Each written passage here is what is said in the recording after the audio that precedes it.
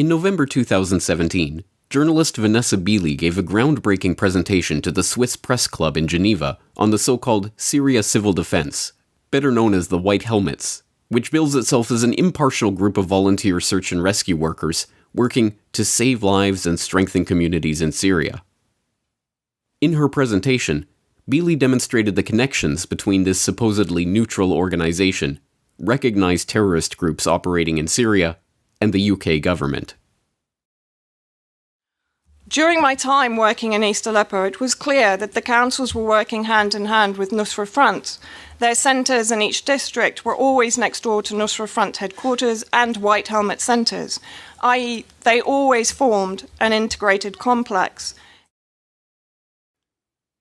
Less than 3 weeks later, The Guardian released a report painting all skeptics of the White Helmets, including Beeley and other anti-imperialist activists, as proponents of a Russian propaganda campaign directed by the Kremlin. This is no coincidence. The White Helmets are in fact part of a coordinated propaganda campaign, but that campaign is not being directed by the Kremlin, but the Western governments which have been responsible for the founding and funding of the White Helmets. And the ones promoting that propaganda are not independent journalists like Beeley, but establishment mouthpieces like The Guardian. In Syria, they know how to intervene. They know how to manipulate the media. We had the White Helmets, a complete propaganda construct in Syria. They end up getting an Academy Award. They know how to intervene in public discourse every day and in politics every day. The White Helmets are a propaganda construct. This is the Corbett Report. And the Oscar goes to... Okay, the White Helmets. It's quite appropriate that a propaganda documentary honoring the work of the White Helmets won an Oscar at the 2017 Academy Awards. This is, after all, an organization that thrives on the magic of movie making to make themselves into heroes. Surely any movie that could turn a group funded by the US and UK governments, associated with Western intelligence operatives, and embedded with Al-Qaeda terrorists into a group of crusading heroes is as worthy of an Academy Award as any similarly fictitious movie about superheroes saving the world. It was also fitting that the leader of the group, Riyad Saleh, was not at the ceremony to help accept the prize as originally planned. Hi, it's for NPR. I'm wondering, I thought the White Helmets were going to be here, or the leader and the cinematographer who shot a lot of this film. What happened? Well, Riyad Saleh, who's the leader of the White Helmets, he couldn't come in the end because the last couple of days in Syria, the violence has really escalated, and he does life-saving work. Our cinematographer, I mean, you know, we're confused about this too. The last 2 weeks have been very difficult. He had a US visa. He tried to board a plane, and he wasn't able to come. So, we're very sad about that. What Orlando von Einsiedel, the director of the film, neglected to mention is that this was not the first time that Riyad Saleh, the leader of the White Helmets, failed to appear in the US. In April of 2016, Interaction, an alliance of NGOs, held a gala dinner in Washington where it planned to honor Saleh and the work of the White Helmets in Syria. However, Saleh was refused entry into the country when he arrived at Washington's Dulles Airport. Declining to talk about the details of the case, a State Department spokesman merely said, "The US government's system of continual vetting means that traveler records are screened against available information in real time." You commend this group, you're going to continue to support them, and yet you revoked the visa of their leader? That makes zero sense to me. So, a couple responses. One is, unfortunately, we can't speak to individual visa cases. I think broadly speaking, though, on any visa case, we are constantly looking at new information, so-called continually vetting travel or records. And if we do have new information that we believe an individual, let me finish, would pose a security risk, will certainly act on that. I'm saying that it just strikes me as a bit odd that you're saying that this group is wonderful and does such a great job and you're commending them for their heroism, and yet you're doing this just 10 days after the leader of this group, who was supposed to be, who got his visa revoked and wasn't allowed to travel here. Well, he's one individual in the group.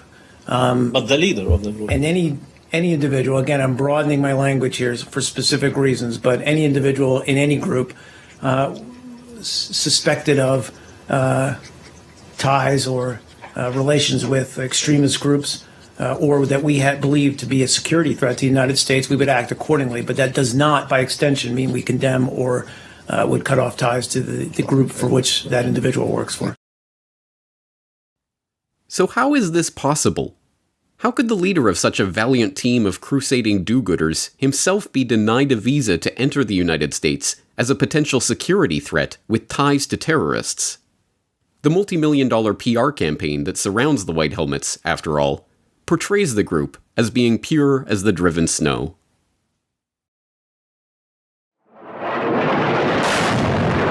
This is the call to work for the brave members of the Syrian Civil Defense, an ad hoc, grassroots first response unit within rebel-held Syria. Nicknamed the White Helmets, they rush towards the scene of a bombing to save victims, many of whom are trapped under rubble. Once tailors, bakers, pharmacists, these 3,000 ordinary Syrian men and some women, now unwitting heroes. So who are these heroic volunteers? The White Helmets is the unofficial name for the Syrian Civil Defense, a rescue organization made up entirely of volunteers who operate in opposition-controlled Syria. According to their own data, the group have rescued more than 58,000 people, including Omran Daknish, who painfully reminded the world of the horrors unfolding in Syria every day. The task of these modern-day war heroes is extremely dangerous. To date, around 130 White Helmet volunteers have been killed in the country's relentless civil war.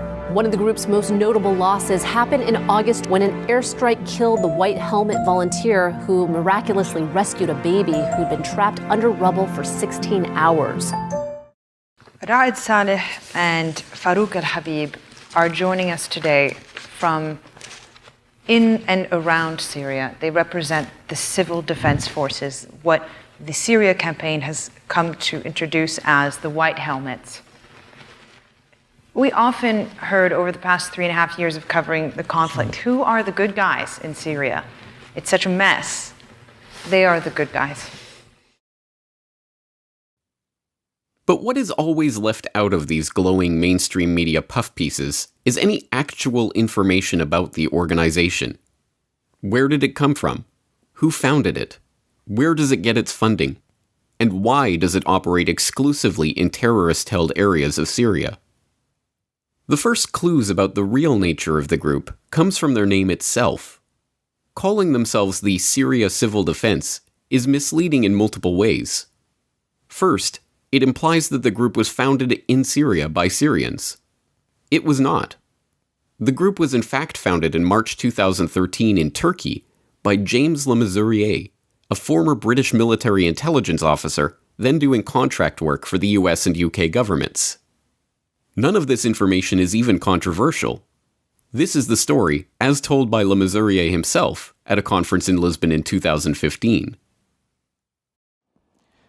In early 2013, I had a meeting with 9 local leaders that had come out from northern Aleppo. And they painted this picture of the frequency and the intensity of the bombing that was taking place. And I was delivering programs on behalf of the US and UK government, and we were able to offer them some good governance training, some democratization training, and a handful of sat phones. Several days later, I was very fortunate to meet the head of Turkey's earthquake response group, a group of people called Akut. And the conversation that we had was along the lines of, if they can rescue people as a result of a building that's been flattened as a result of an earthquake, how possible is it to rescue people from a building that's been collapsed as a result of a bomb? And this led to a series of design labs. We brought a number of people out of Syria who brought building samples, and we sat down over several days, merging the expertise of the Syrians that had come out from the ground, who knew the regime tactics, with my organization that understood operating in war zones, and the expertise of this organization, Akut, who rescue people after earthquakes. The name Syria Civil Defense is also a lie, because there is a real Syria Civil Defense that has been operating in the country for 65 years. The actual Syria Civil Defense, a volunteer search and rescue organization, was established in Syria in 1953. Unlike the White Helmets, the real Syria Civil Defense is a member of the International Civil Defense Organization, and, again in contrast to the White Helmets, has an emergency number, 113, that can be called in Syria by those needing assistance. But this Syria Civil Defense does not enjoy the glitz and glamour of Oscar-winning documentaries, the constant attention of the international press, or the more than $60 million in funding by foreign governments that have been bestowed on the White Helmets. Do you know who finances them, how they operate, who are they supported by, what kind of organization they have? How do you get your information from them and so on? Well, I can say we provide them with, well, I can tell you that we provide through USAID about $23 million in assistance to them. But they are fantastically brave, these White Helmets. I'm proud to say we're giving them another, I think, £32 million of funding as part of a wider £65 million package for non-humanitarian aid. Now, I would like to come back to the funding of the White Helmets in a little more detail. My colleague here covered it in general. But I would like to focus on the UK Foreign Office and the use of the Conflict Stability and Security Fund to support and finance the Syrian opposition and the White Helmets. The UK regime is a primary player in the US coalition and in its operations inside Syria. Following a recent parliamentary question from Baroness Caroline Cox, it has been confirmed that the UK Foreign Office has financed the Syrian opposition almost £200 million over 3 years through this conflict fund. However, the British government has so far refused to release the names of the recipients. During my time in East Aleppo in 2016-17 and with Syrian journalist Khaled Iskaif, while searching the council office, the local council offices, we found and translated documents in Arabic that referred to two UK organisations, Adam Smith International and Integrity Global. Both organisations are funded by the UK Foreign Office via this conflict fund to offer assistance to the Syrian opposition. And this has been achieved via a variety of outreach agents, one of whom is the Tamkeen Project, which claims to build resilience in Syrian communities and which establishes, funds and supports the local councils in terrorist-held areas such as East Aleppo and Idlib. Tamkeen was responsible for the financing and maintenance of the East Aleppo councils. According to Britta Hagi Hassan, self-professed mayor of Aleppo, in an interview with The Guardian, the programme provided East Aleppo City Council with £820,000 in May 2016. During my time working in East Aleppo, it was clear that the councils were working hand in hand with Nusra Front. Their centres in each district were always next door to Nusra Front headquarters and White Helmet centres, i.e. they always formed an integrated complex. But even more disturbing than the unusual founding or clandestine funding of the group is the mountain of evidence demonstrating that the White Helmets, far from their official claim to political neutrality, are in fact intimately embedded with known and listed terrorist organizations in Syria. Again, the most damning evidence in this regard is not controversial in the slightest. It comes directly from the White Helmets themselves. Numerous videos and photos have surfaced showing the White Helmets parading on the dead bodies of Syrian government forces and flying the flags of known terrorist organizations. An in-depth report on the Syrian war blog last year examined the social media profiles of 65 different White Helmet-connected figures and found numerous posts in support of ISIS, Jabhat al-Nusra, Ahrar al-Sham, and other listed terrorist organizations. Some even posted pictures of themselves with known terrorist leaders or waving the flag of terrorist groups like ISIS, and many proudly displayed images of dead Syrian soldiers. Most incredible of all is the footage of the White Helmets attending the executions of Syrian civilians and soldiers by terrorist groups, moving in to cart the dead bodies away mere seconds after the victims are brutally slain. Most of this evidence is explained away as bad apples in the organization acting on their own.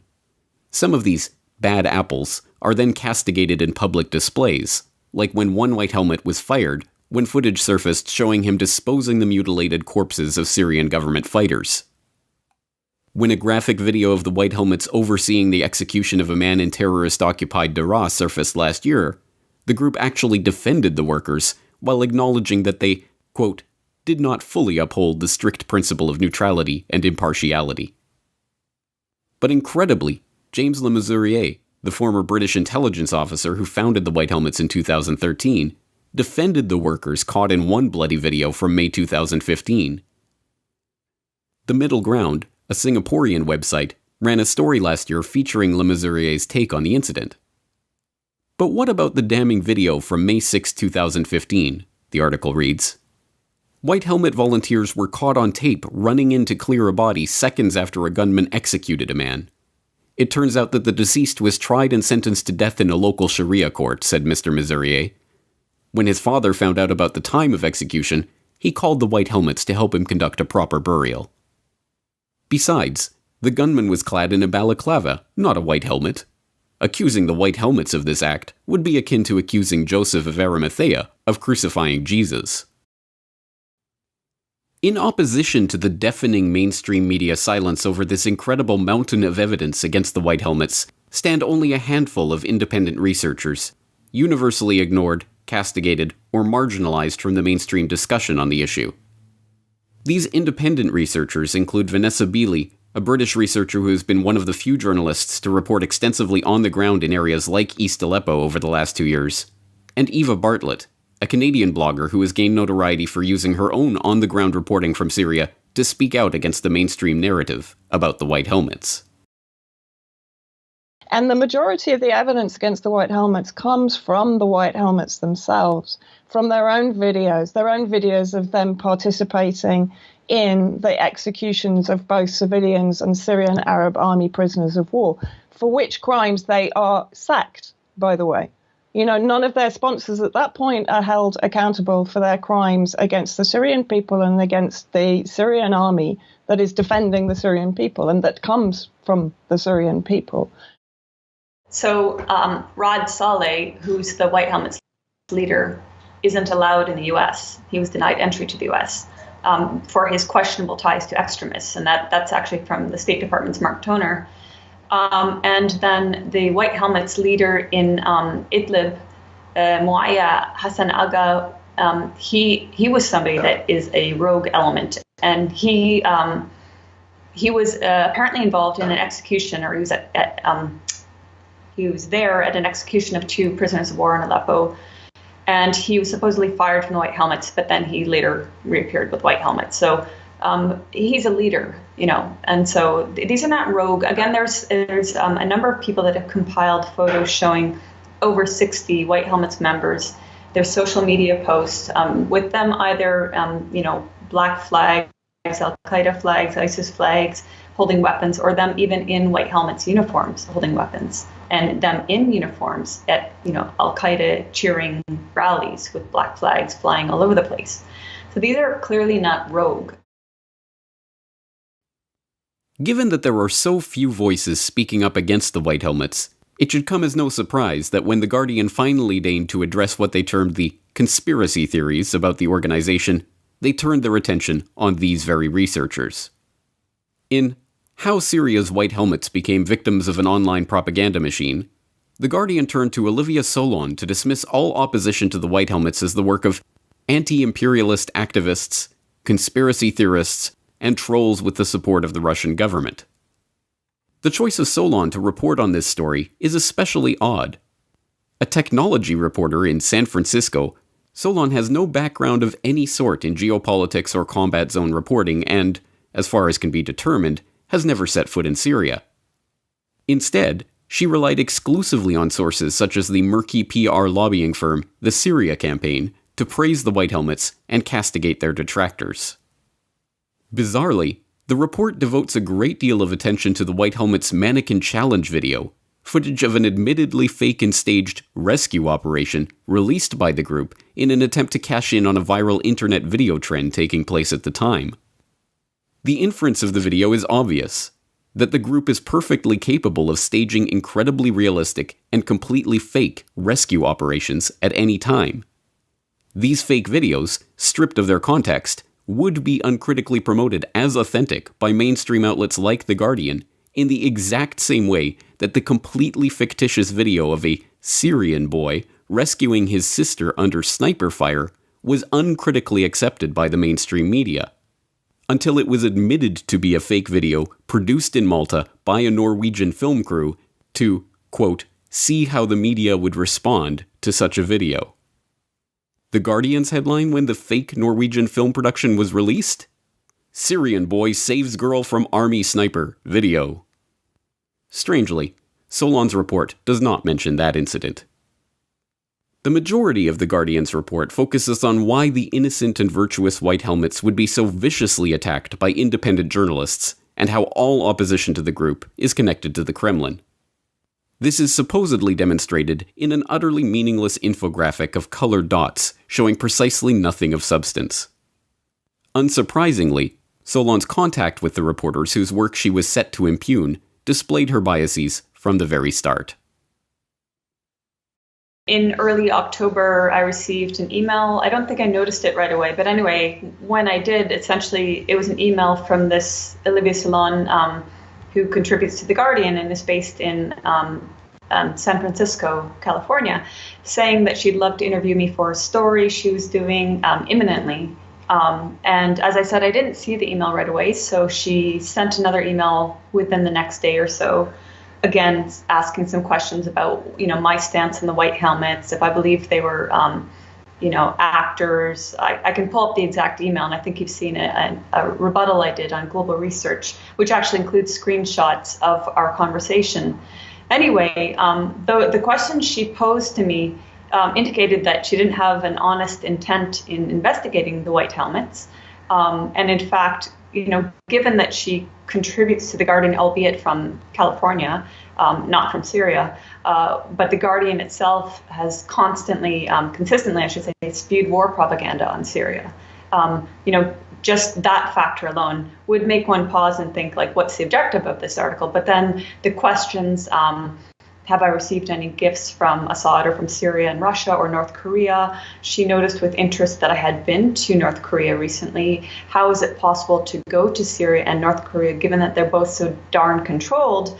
And when I get those kind of claims, I refer back to a blog post I very quickly typed out last year or so. Those of us who report accurately on Syria, something like that, are Russian propagandists. Anyway, this is a segue, but the whole point being, anybody can apply for a visa at the Syrian embassy in Beirut. You do have to wait a while. I've had to wait over a month on many occasions, and you pay a fee, and then you go to Syria. You arrange your transportations. And in fact, had I been reporting for The Guardian, probably I would assume that all my expenses and all that would have been taken care of by that institution, that corporate institution. Anyway, so her questions were very leading. She had a predetermined story, as she called it. And I wonder, as another aside, if her use of the word story was to kind of take away from the fact that she wasn't actually going to insert any truth in it. It was just a story. And so basically, after seeing her questions, I just replied to her something like, I'm not interested in participating in your already predetermined script. My colleague, Vanessa Beeley, received a similar email around the same time with similar questions, some slightly catered to Vanessa's own background. And she did reply more in depth. Oh, well, Olivia Solon contacted myself and Ava Bartlett pretty much at the same time. And she sent a list from memory of about 20 questions, all of which were basically asking myself and Ava to defend our position and the evidence that we'd collated over a couple of years. For me, certainly 3 years, or now 4 years, investigating the White Helmet organization, both remotely and inside Syria on the ground. So it was very much an attempt to put us in a position of having to defend ourselves. And I think both of us quite rightly took the position that, look, we're not here to defend ourselves. You should be defending the evidence against this organization instead of providing a blanket promotional report on this organization, which is what The Guardian has specifically done, of course, since the creation of this organization. You know, in 2016, it lobbied effectively for the White Helmets to win the Nobel Peace Prize. And when it was inundated with negative comments, it simply closed comments. So, you know, The Guardian, which itself is embedded in the corporate neocolonialist structure in the UK. I mean, it's owned by Scott Trust Limited. It gets the majority of its ad revenue from HSBC. That is not only the Swiss banking part of HSBC that has been basically prosecuted for fraud, but also has been also found guilty of fraud against consumers in the UK. So, you know, this is already a sort of an interesting background to The Guardian. And hardly surprising then, of course, that they're supporting the sort of humanitarian, in inverted commas, war concept that is always the driver behind particularly UK Foreign Office policy in the region. So Solon approached us with these questions. We both went back and basically said we have no interest in defending ourselves. And then, of course, she went out to fundamentally all of those entities, organizations and individuals who support, fund, finance, and do the PR for the White Helmets, such as the Syria campaign, which incidentally 2 days later produced a 46-page report in which, again, I'm described as the queen of disinformation. And even in that 46 pages, they do not address one element of the evidence against the White Helmets. Researchers like Beeley, Bartlett, and Professor Tim Anderson, also mentioned in Solon's report, are easy enough targets for The Guardian. Independent journalists taking it upon themselves to counter the Syria narrative, they would never be taken seriously by establishment media circles in the first place. Curiously omitted from the Guardian article, however, are the award-winning, internationally respected journalists who have similarly expressed skepticism about the White Helmets, their backers, and the PR campaign that surrounds them. There is Gareth Porter, the award-winning journalist who has contributed to Foreign Policy, Foreign Affairs, The Nation, Al Jazeera, Salon, The Huffington Post, Alternate, and countless other outlets, who wrote How a Syrian White Helmets Leader Played Western Media in November 2016. There is Philip Giraldi, a former CIA counterterrorism specialist and military intelligence officer who wrote The Fraud of the White Helmets in July of 2017. There is Stephen Kinzer, former New York Times correspondent and, ironically, current contributor to The Guardian, who tweeted his congratulations to Al-Qaeda and Syrian jihadists when the film about their PR outfit, the White Helmets, won the Oscar. And, of course, there is John Pilger, one of the most respected and celebrated journalists and documentarians of the past half-century. In Syria, they know how to intervene. They know how to manipulate the media. We had the White Helmets, a complete propaganda construct in Syria. They end up getting an Academy Award. They know how to intervene in public discourse every day and in politics every day. It is unclear whether Solon and The Guardian believe Porter, Giraldi, Kinzer, and Pilger to be anti-imperialist activists, conspiracy theorists, or trolls with the support of the Russian government.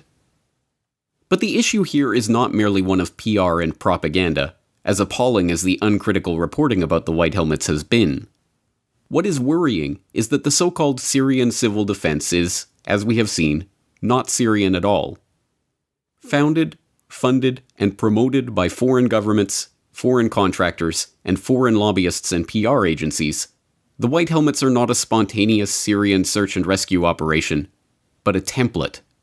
A template that, if successful, can and will be employed anywhere and everywhere that those same foreign powers want to destabilize targeted governments in the future. But I think what is interesting, why is this organization being protected to such an extent? I think it's because the imperialist apparatus is defending the concept. We've already seen James Le Mesurier recruiting in Brazil. We know that the White Helmets have appeared in Malaysia and in Venezuela and in the Philippines. So, because this went through my head so many times, these are only 3,000 really criminals and thugs that have sort of emerged from the terrorist ranks or the Free Syrian Army moderate extremist ranks to become the White Helmets in order to get paid to continue doing the same job but under a different auspice. Why are they being so heavily protected? But I think it's more to do with the concept. It's more to do with the importance of this concept going forward. As James Le Mesurier said very recently, who would you trust more than the fire brigade or a first response NGO? There you have it. That's the key to why this group is so important. In the end, the point is no more that we should uncritically accept every statement made in opposition to the White Helmets than that we should uncritically accept every statement made in their favor. The point is that in a world where people were concerned about the real truth of the matter, we would not be forced to rely on the on-the-ground reports of Beeley, Bartlett, and the handful of other independent journalists who actually bothered to visit Syria and talk to actual Syrians about what is happening in their country. In such a world, there would be many different journalists, researchers, and citizens all trying to get to the bottom of what was really happening in the country. But we do not live in such a world, and one thing is perfectly clear. We cannot rely on outlets like The Guardian and their fellow travelers like BBC News, Channel 4, CNN, and other mainstream establishment outlets to report the truth on these matters. So I wasn't really aware of Olivia Salon prior to her having contacted me, so I wasn't following her on Twitter. However, after the article came out, I found that first her Twitter account was closed to comments, and then it was opened, but people like myself were blocked from commenting. And she was seemingly outraged at one point that we went ahead and made our own statements and rebuttals without having the courtesy of sending her an email, even though we were the subject of her smear piece. And the other thing is, the Guardian comment section is closed, except on social media. I'm not, I don't look at the Guardian that much, except when I want to prove how they're lying. So I'm not aware if that's been their policy for a while, if that's a new thing. I do notice that at the bottom of many of their articles, there's a plea for donations for honest investigative journalism. And I say, yes, definitely support honest investigative journalism, but you won't find it on The Guardian. Olivia Solon was contacted for comment on this report, but she did not respond to the request. And the Oscar goes to the White Helmets.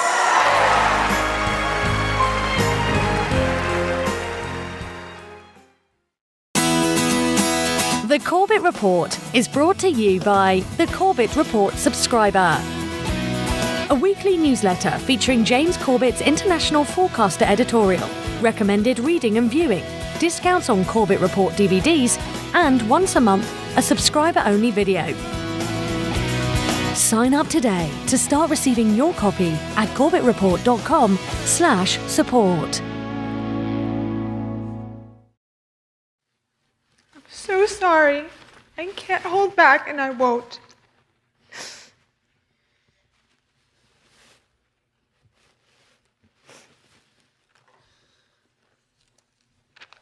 A lot of babies don't make it. That was the miracle baby. I just can't believe that I can't hold it together when I watch that video. And Farouk and Raed can be here to tell us about it. And they are stronger than us. They are just stronger than us.